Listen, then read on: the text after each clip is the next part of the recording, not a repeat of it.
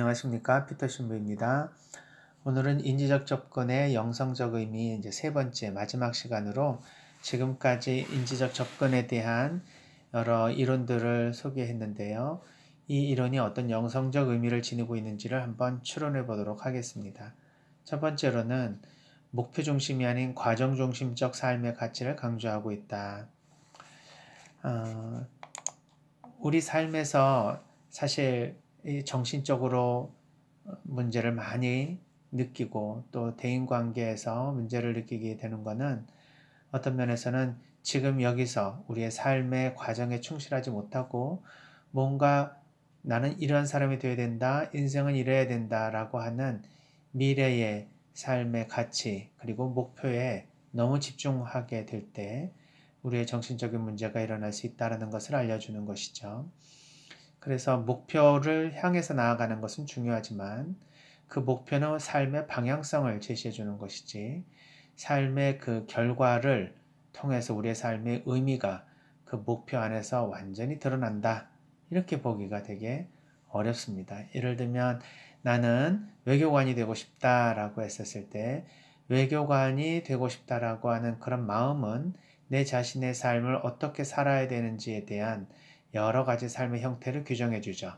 내가 어떤 공부를 해야 되고 어떤 방식의 삶의 과정을 걸어야 된다라는 것을 알려줍니다. 그렇지만 외교관이 되지 않았을 때 내 삶은 무의미하고 또는 내 삶은 가치가 없었다. 지금까지 노력한 것은 아무 소용이 없었다. 정말 아무런 소용이 없는 인생을 살았다. 내 인생은 실패했다. 의미가 없다. 가치가 없다. 이렇게 생각할 수 있느냐 하는 것입니다. 그래서 목표는 우리의 삶의 과정을 이끌어주는 삶의 방향성을 제시해주는 것이지만 목표가 설정이 되어서 그것이 내 삶을 이끄는 도구가 아닌 내 삶을 오히려 규정하는 그러한 어떤 목표가 된다면 오히려 그 목표가 내 삶을 망가뜨릴 수도 있겠죠. 성취를 하려고 노력하는 것은 좋으나 성취가 되지 않았다고 해서 그 결과에 대해서 수용할 수 없다면 이것은 오히려 내 삶을 방해하고 내 삶을 제대로 살지 못하게 하는 강박적 삶의 방식으로 바뀌게 됩니다. 따라서 목표를 설정하는 것은 중요하지만 그 목표에 이르는 과정에 초점을 맞추는 것이 훨씬 중요하다는 것은 우리가 오늘날 영성 생활에 있어서도 내가 완전한 사람이 되어야 된다라고 하는 그런 강박적 신앙 또는 강박적인 영성적 삶의 형태에서 그러한 삶을 지향하는 그리고 그것을 걸어가는 그 과정 하나하나의 삶에서 때로는 실패하기도 하고 또 때로는 고통을 당하기도 하고 때로는 목표를 잃어버려서 방황하기도 하는 모든 삶의 과정에 의미를 둘 수 있는 이러한 삶의 형태를 다시 한번 생각해 보도록 해주죠. 따라서 삶의 성과와 결과에 초점을 맞추지 않고 삶의 과정과 그 안에서의 내용에 초점을 맞추는 삶을 살게 된다면 영성적인 삶에 더 충실한 삶을 살아갈 수가 있습니다.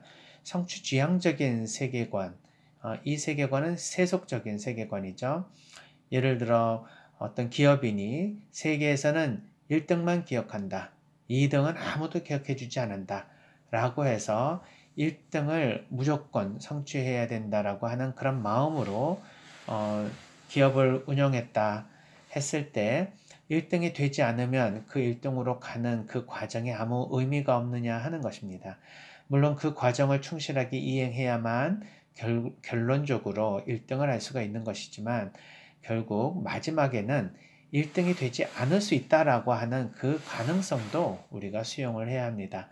왜냐하면 하면 된다라고 하는 신념은 말 그대로 신념이지 사실이 아닐 수 있기 때문에 그렇죠.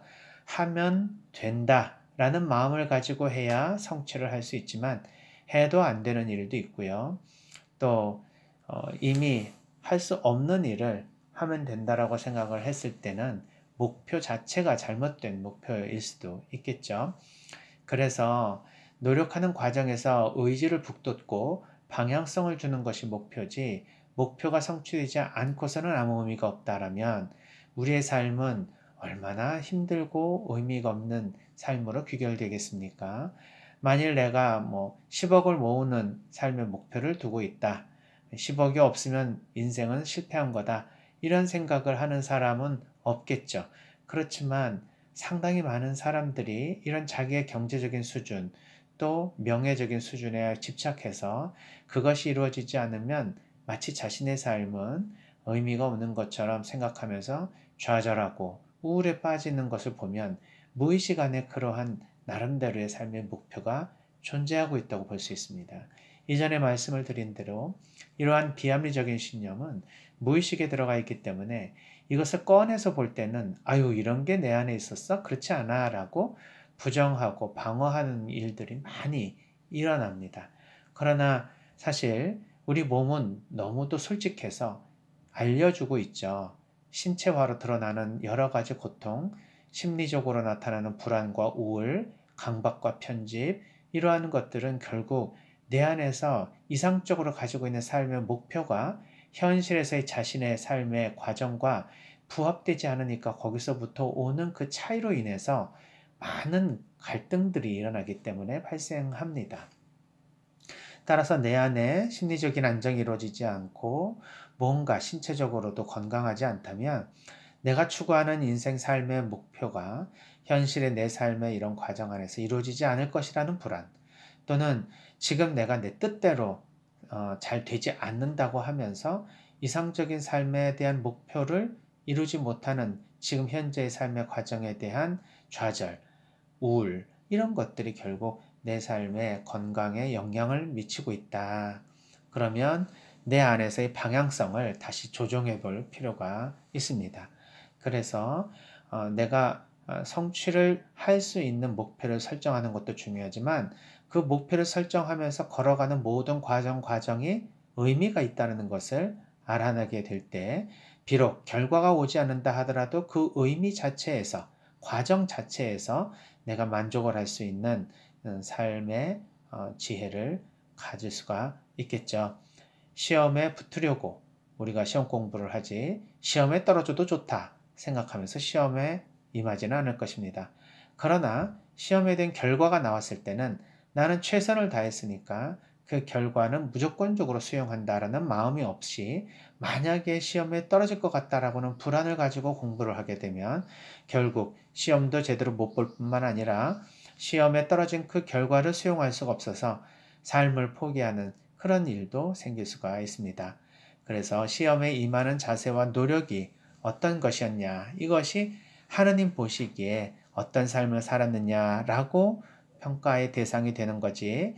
그 결과가 어땠느냐, 1등이었냐, 결국 2등이었냐, 시험에 붙었느냐, 떨어졌느냐, 이것을 보고 과정을 도외시하지 않는다는 사실을 기억할 필요가 있습니다. 지금은 이제 가을이고 이제 마지막 이제 겨울을 시작하고 있는 그런 그 과정으로 가는 것 같습니다. 벌써 오늘 아침에 벌써 여기 평창은 서리가 내렸네요. 그러면서 이제 한 해에 수확량 그리고 작황이 어떻다라고 하는 뉴스 기사가 나오게 됩니다. 올해는 비도 많이 오고 천재지변도 있고 여러 가지 이유로 인해서 작황이 좋지 않다라는 뉴스를 보았습니다.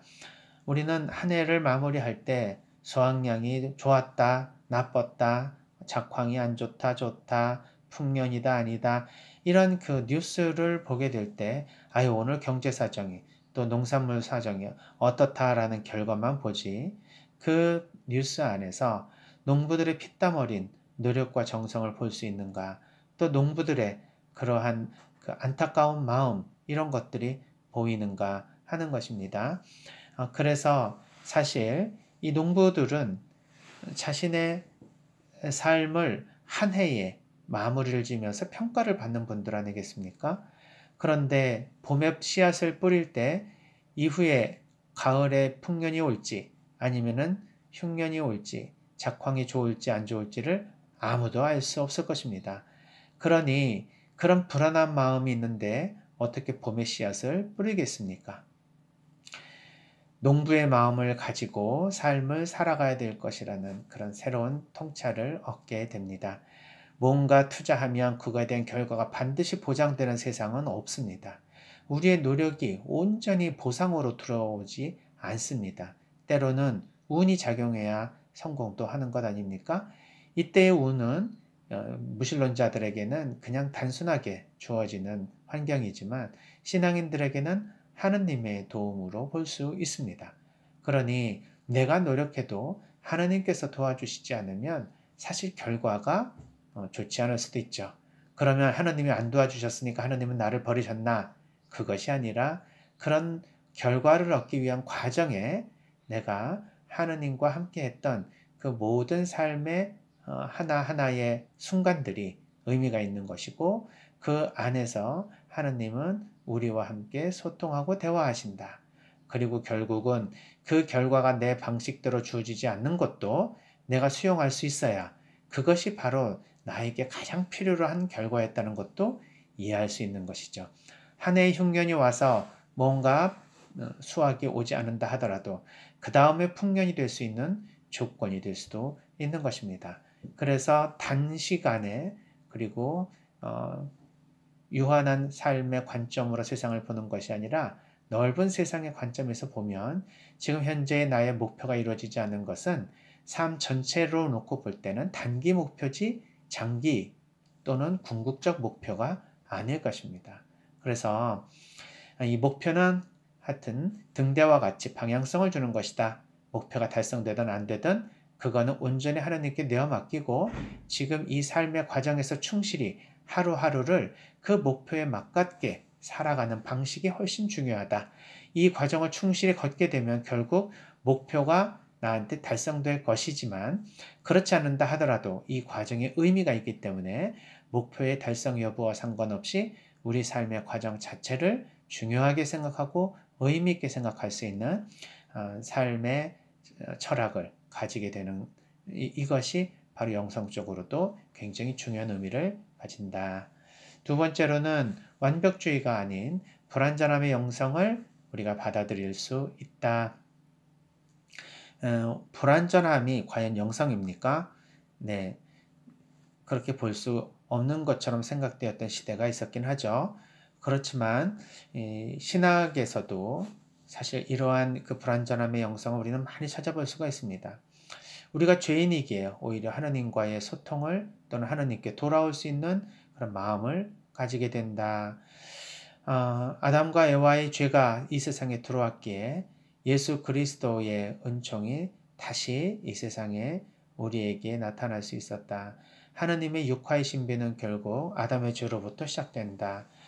이것은 죄를 합리화하는 것이 아니라 비록 죄는 안타깝게는 우리가 지어서는 안 되는 것이고 또 죄로 인해서 이 세상에는 악이 들어올 수 있는 그런 기회가 열렸지만 그렇지만은 그 하나의 의미로만은 끝나지 않고 모든 것은 부정이 있으면 긍정적인 의미의 차원도 있을 수 있다는 것이죠. 그래서 인간의 불완전함으로 인해서 인간의 교만으로 인해서 하나님의 완전함과 하나님의 순종함, 즉 예수 그리스도가 하나님의 뜻을 따라 순종하며 십자가에 못 박혀 돌아가신 것처럼 그것을 우리가 체험할 수 있고 또 하나님의 사랑을 무엇보다도 인간적 방식으로 체험할 수 있는 기회가 열렸다. 그래서 예수 그리스도를 제2의 아담이라고 하고 하와의 죄를 대신할 수 있는 예수님을 낳아주신 성모님을 제2의 하와다 이렇게 표현하기도 합니다. 그래서 우리의 삶은 완벽한 순간이 될 때만 하나님께서 인정해 주시는 것이 아니라 아까 과정중심적 삶에 대한 말씀을 드린 것처럼 불완전할 때 그것을 수용하고 인정하고 오히려 완전함으로 나아가려고 하는 마음을 가지는 그 자체가 오히려 하나님 마음에 드는 삶의 방식이다 하는 것을 알 수 있습니다. 특히 이제 이 불완전함의 영성이라는 그 책 제목이 있습니다. 이 책은 알코올릭 어나니무스라고요. AA 집단이라고 들어보셨죠? 알코올릭들의 집단 상담 프로그램인데 이 프로그램에서 핵심적인 것이 뭐냐 하면 알코올로부터 자유롭고 알코올로부터 회복하기 위해서는 무엇이 필요할까? 결론적으로는 영성을 우리가 수용할 수 있어야 된다. 그래서 특히 이제 종교적인 삶을 사는 사람들은 자신의 종교 안에서의 어떤 특정한 영성적 가르침을 중심으로 자기의 현재 삶의 이 불완전함을 온전히 수용하는 태도를 통해서 알코올릭으로부터 벗어나는 그런 프로그램입니다. 거기에 사용되는 교재이죠. 그래서 지금은 약간 절판된 것 같아서 구하기가 되게 어려운 것으로 압니다만 아마 도서관이나 아니면은 다른 루트를 통해서 이 불완전함에 대한 영성 책을 구입할 수도 있을 것 같습니다. 그래서 완벽을 추구해서 나가는 우리의 삶의 과정이 불완전하다 하더라도 그 불완전함 자체가 의미가 있다라고 하는 불완전함을 때로는 즐길 수 있는 그런 역설적인 영성적인 태도도 우리의 인지행동 치료에서 우리가 생각해 볼 수 있는 좋은 통찰이라고 볼 수 있습니다. 성과에서 과정으로 나아가는 자체에 대한 불완전함을 우리가 기쁘게 수용할 수 있다면 얼마나 좋겠습니까? 완전해지면 사실 더 노력할 게 없으니 사실 그 자체가 의미는 있기는 하지만 그거는 우리의 인간의 삶은 아니라고 보여집니다. 그래서 완전해지려고 노력하는 과정에서 우리는 이 불완전함이 결국은 우리 자신을 계속해서 살아갈 수 있게 만드는 힘이 될 수 있다. 그래서 이 세상에는 스스로를 의인이라고 생각하는 죄인이 있고 스스로 죄인이라고 생각하는 의인이 있다라는 파스칼의 말을 묵상해 볼 필요가 있습니다. 완전하면 뭐 더 이상 할 게 없으니까 아무것도 안 해도 되겠죠. 뭐 완전함이 얼마큼 잘 유지되는지는 모르겠지만 그러나 이렇게 스스로 나는 완벽하게 잘 살고 있다라고 생각하면 그게 바로 죄인이라고 하는 이 파스칼의 말을 생각해 볼 필요가 있습니다. 그러나 스스로 불완전하다고 생각하고 스스로 죄인이라고 생각하는 사람은 바로 그것 때문에 하나님께로 계속해서 나아갈 수 있는 그러한 기회를 갖게 되며 결국 그 사람이야말로 진정한 하나님 앞에 의인이라 이렇게 이야기를 할 수 있겠죠.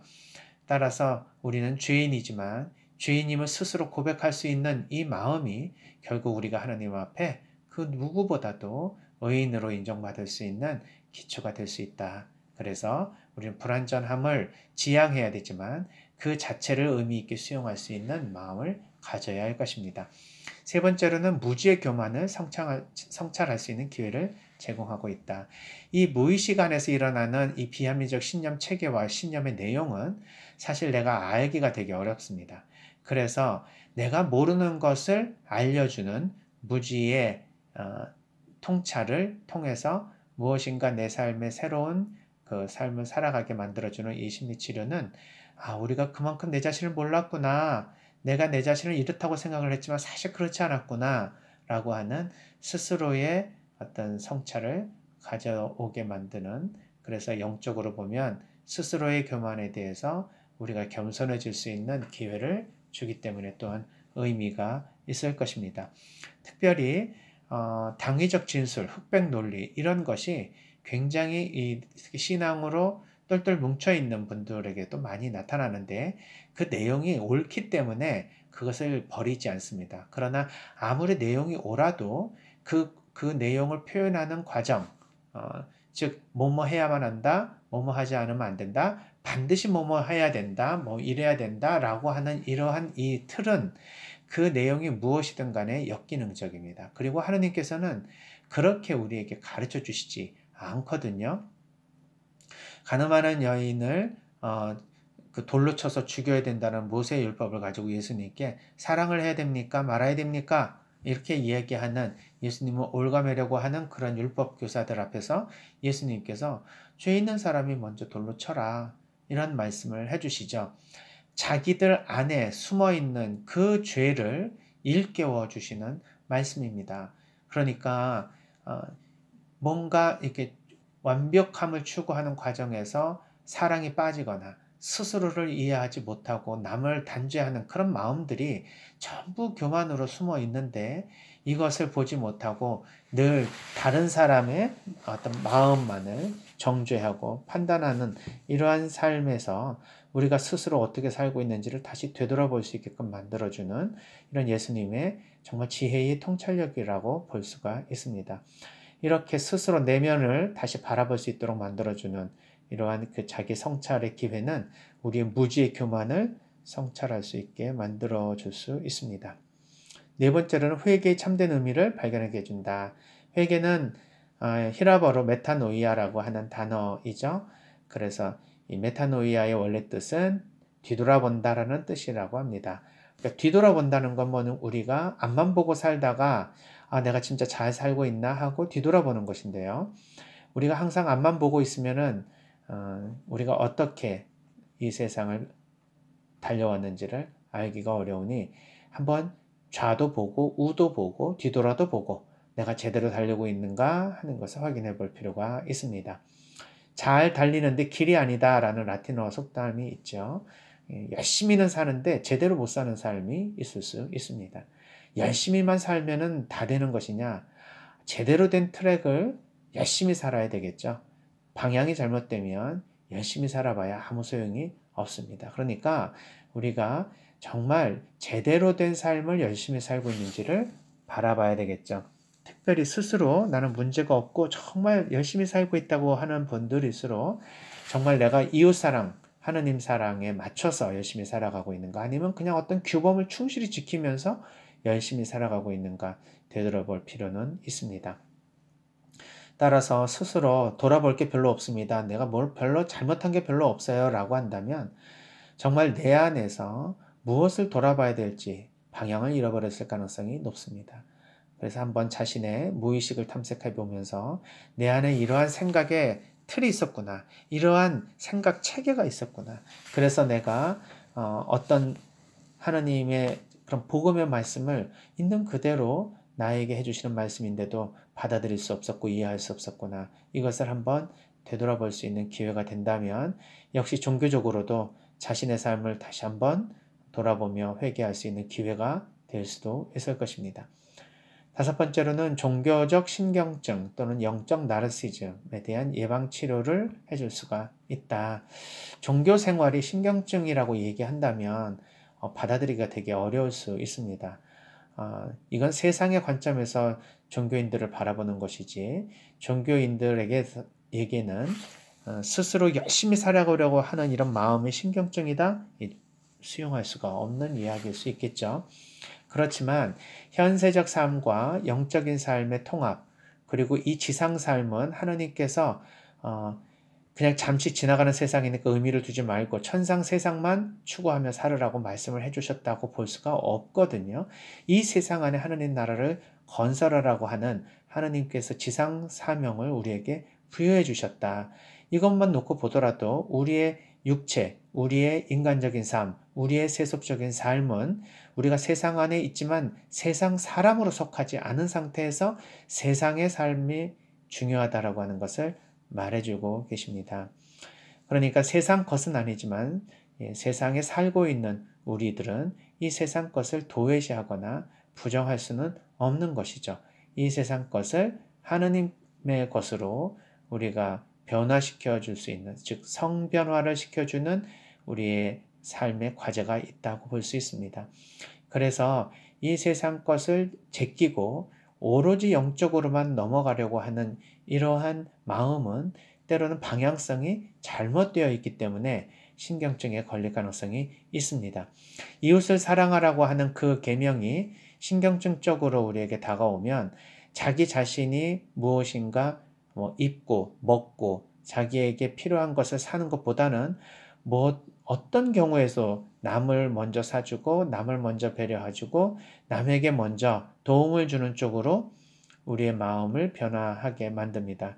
그래서 본인은 영양실조에 걸리지만 자기가 모은 돈을 다른 사람을 위해서 쓰는 이런 분들, 나는 잠바 하나도 걸치지 않지만 다른 사람들에게는 좋은 잠바를 사주는 분들, 이웃사랑이라고 볼 수 있지만 결국 이렇게 강박적으로 자기 자신을 부정하고 다른 사람을 오히려 더 높이는 이런 방향은 사실은 이웃사랑이라고 하는 것에 대한 신경증이라고 볼 수가 있겠죠. 물론 요즘에는 그런 분들보다는 자기 자신을 먼저 챙기는 사람들이 훨씬 많기 때문에 그런 사람이 있습니까? 라고 볼 수 있지만 자신에게 넉넉하지 못하고 늘 자기 자신은 음, 챙기지 못하면서 다른 사람에게만 관심과 신경을 집중하는 그런 삶의 방식이 가져다주는 영적인 폐해들이 분명히 있습니다. 그래서 그런 분들은 스스로에 대한 삶의 고통을 느끼면서 삶이 기쁘지 않고 충만되지 않기 때문에 삶의 여러 가지 이런 신경증적인 그리고 이런 신체화적인 문제를 지니고 있지만 이것을 종교적인 의미로 합리화할 때 영적인 나르시즘에 빠질 수도 있습니다. 그래서 하느님께서는 우리가 기쁘게 하느님을 찬양하고 하느님을 섬기도록 원하시지 우리가 스스로 우리 자신을 학대하면서 우리 자신을 다른 사람의 삶보다도 밑으로 두면서 스스로 우울해지고 불안해지는 것을 원하지 않으신다는 것을 참 받아들이기가 어려운 분들도 있죠. 그래서 우리가 정말 올바른 방식으로 하느님 앞에 서야 된다. 그것은 하느님께서 우리에게 허락해 주신 나의 삶 자체는 내가 이 삶을 가장 나에게 주신 달란트를 최고로 불려서 자아실현을 하는 것을 우선적으로 과제로 생각을 해야 합니다. 그래서 내 자신이 우선적으로 하느님께서 부여해 주신 소명대로 살고 있는지를 먼저 생각해 보아야 할 것입니다.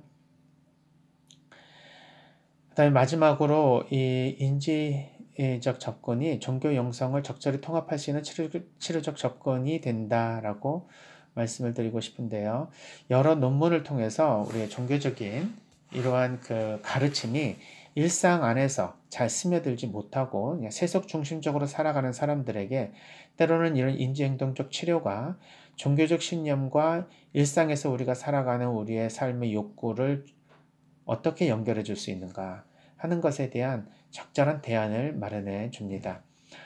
왜냐하면 이런 심리학적인 이런 이론들은 그냥 종교와 상관없이 세속에 충실하게 살으라고 하는 이론이 아니라 어떻게 하면 나도 좋고 너도 좋은 아이먹케 유혹케 방식으로 세상을 잘 살아갈 수 있게끔 해줄 수 있을까에 초점을 맞추고 있거든요. 내가 중요하지 우리가 중요하지 않다. 내가 중요하지 너가 중요하지 않다. 그러니까 내 자신의 안녕을 위해서 오로지 집중을 하는 이론이 아니라는 것입니다. 그래서 우리는 I'm okay를 하기 위해서 you are not okay를 만드는 삶의 태도라든지 you are okay를 위해서 I'm not okay가 되는 삶의 태도를 지향하고 I'm okay, you okay로 갈 수 있는 방식을 찾는 거예요.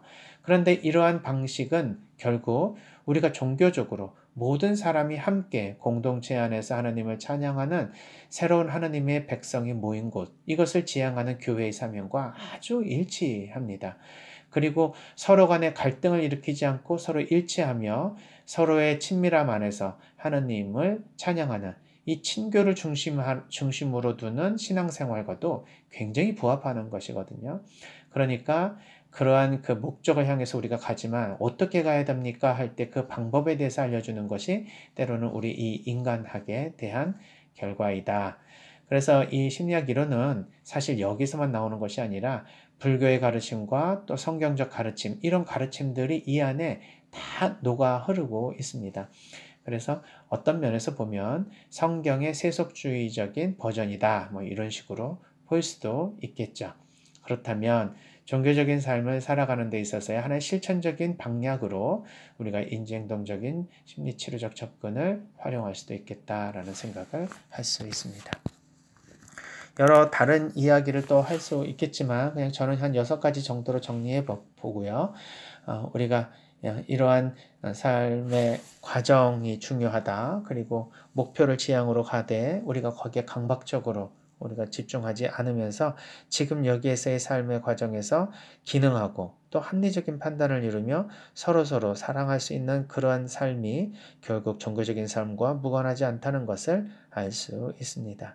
그래서 우리의 종교적인 삶을 더욱 잘 살아가기 위한 하나의 좋은 기술을 또는 인간학이 우리에게 가르쳐주고 있다라고 생각해 볼 수 있죠.